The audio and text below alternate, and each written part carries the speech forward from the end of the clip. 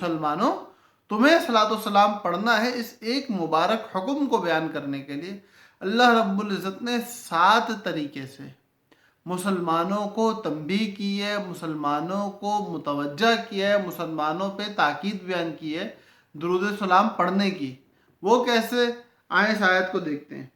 آیت میں کیا ہے؟ ان اللہ و ملائکتہ، سب سے پہلے لفظ انا لے کے آئیں، اور عربی بلاغت، عربی کلام کے حساب سے جب لفظ انا آتا ہے نا تو یہ آتا ہے کلام کے اندر تاکید کو پیدا کرنے کے لیے، کسی کو توجہ دلانے کے لیے، کسی کے دماغ کو کہیں اور منتشر نہ ہو جائے، اس کو کھینچ کے توجہ اس کی ایک جگہ مرکوز کرنے کے لیے۔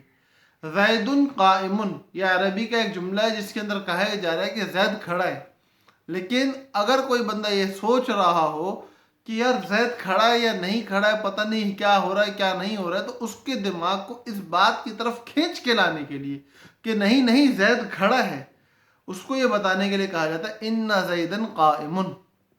تو اللہ پاک فرما رہے ہیں ان اللہ، کہ اپنے دماغ کو ادھر ادھر نہ لے کے جاؤ، بلکہ انا کے ساتھ میں تمہیں بتا رہا ہوں کہ آ جاؤ اس بات کو سنو آگے میں کیا کہہ رہا ہوں۔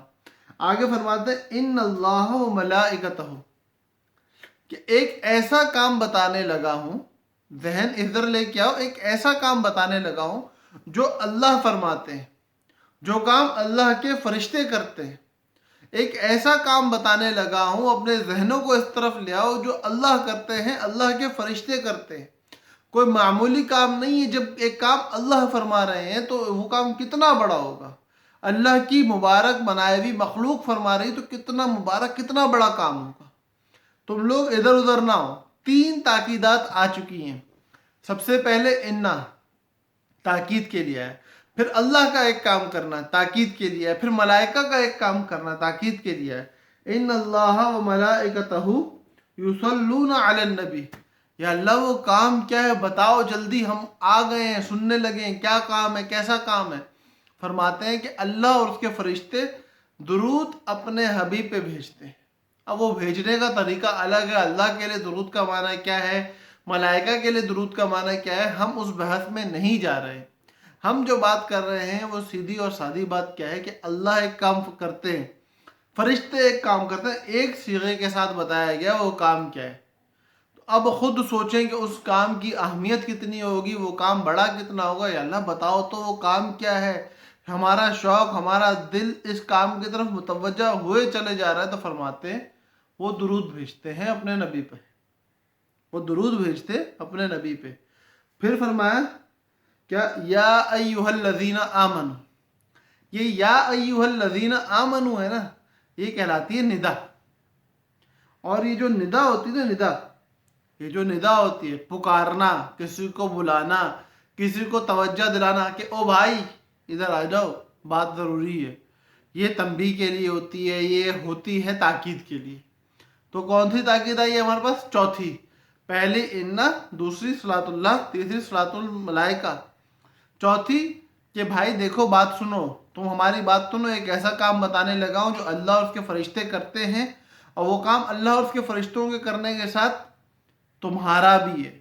سن لو کان کھول کے، بات سمجھ لو کہ یا ایھا الذین آمنوا صلو، کیا؟ یا ایھا الذین آمنوا صلو، تم بھی درود بھیجو، اے ایمان والو تم بھی درود بھیجو۔ یہ جو ہے نا امر، یہ امر بھی تاکید کے لیے آتا ہے۔ تو انا آ گیا ہمارے پاس، صلاۃ اللہ آ گیا، صلاۃ الرسول، صلاۃ الملائکہ آ گیا، اس کے بعد یا حرف ندا آ گیا، اور پانچواں کیا ہے؟ صلو، اے ایمان والو تم بھی درود بھیجو، وسلمو، اور سلام بھیجو۔ تو سلام کی تاکید چھٹی تاکید، سلام کا امر، صیغہ امر جو ہے وہ تاکید کے لیے ہے۔ تو یہ کل ملا کے 6 تاکیدات ہو چکی ہیں۔ کیا؟ انا، صلاۃ اللہ، صلاۃ الرسول، صلاۃ الملائکہ، اس کے بعد یا حرف ندا، پھر صلو، پھر سلمو، یہ 6 تاکیدات ہو گئی۔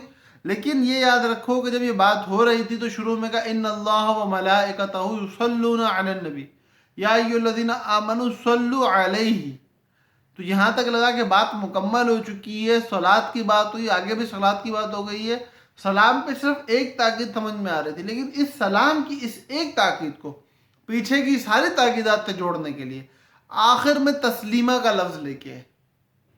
اور جو آخری کا تسلیمہ ہے نا، یہ اس ایک تسلیمہ سے سلام پیچھے صلات کی تمام تر تاکیدات سے جڑ جاتا ہے۔ اب یہ ساری عربیت کی باتیں ہیں، لیکن قرآن مقدس کے اندر ان تمام عربیت کو جمع کر کے بیان کر دیا گیا، تو سوچو کہ صلاۃ و سلام کی کتنی تاکید فرمائی۔ تو اس صلاۃ و سلام کی تاکید کو سامنے رکھے۔ اور ایک مزے کی بات بتاؤں، یہ مزے کی بات یہ ہے کہ یہ پورے جو جملے کو جوڑا گیا ہے وہ جملہ اسمیہ کی صورت میں جوڑا گیا ہے۔ اب یہ جملہ اسمیہ کیا ہوتا ہے؟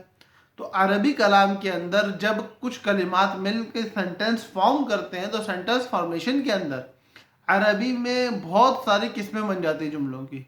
کچھ مرکب تام ہوتے ہیں، کچھ مرکب ناقص ہوتے ہیں، اور مرکب ناقص کی الگ قسمیں۔ پھر مرکب تام کے اندر دو قسمیں بن جاتی ہیں، ایک جملہ خبریہ ہوتا ہے، ایک جملہ انشائیہ ہوتا ہے۔ جملہ انشائیہ کی الگ قسمیں، ان کو بھی ایک سائڈ پہ کرتے ہیں۔ پھر جملہ خبریہ کے اندر دو قسم بنتی ہیں، جملہ اسمیہ، جملہ فعلیہ۔ تو جملہ فعلیہ اور جملہ اسمیہ اور باقی تمام جملوں میں سب میں ملا کے جو تاکید کے اعتبار سے، جو اپنی بات منوانے کے اعتبار سے، اپنی قوت کے اعتبار سے سب سے زیادہ ہے، وہ جملہ اسمیہ ہے۔ کل 20 کے قریب تقسیمیں قسمیں بنتی ہیں ان کی۔ ان 20 قسموں میں سے جو سب سے مضبوط اور قوی قسم ہے وہ جملہ اسمیہ ہے، اور اس آیت کی جو ترکیب بنتی ہے وہ جملہ اسمیہ کی ہے۔ تو اس لیے میرے مسلمان بھائیوں، اس عمل کی اہمیت کو سمجھو، اپنی زندگی میں روزانہ کی بنیاد پہ کثرت سے درود شریف پڑھنے کو اپنی زندگی کا حصہ بنا لو۔ اور مجھے امید ہے کہ انشاءاللہ آپ لوگوں نے یہ بات دھیان سے سنی ہوگی اور آگے بھی پہنچاؤ گے اور درود شریف کا اہتمام بھی کرو گے۔ اس کے ساتھ ساتھ اس چینل کو سبسکرائب کرو تاکہ زیادہ سے زیادہ لوگوں تک یہ بات پہنچ سکے، اور یہ بات پہنچ کے وہ لوگ اپنی زندگی میں لے کے آئیں تو آپ کو اجر ملے۔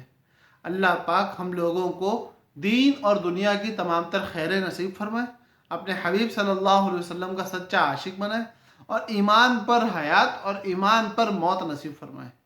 السلام علیکم ورحمۃ اللہ وبرکاتہ۔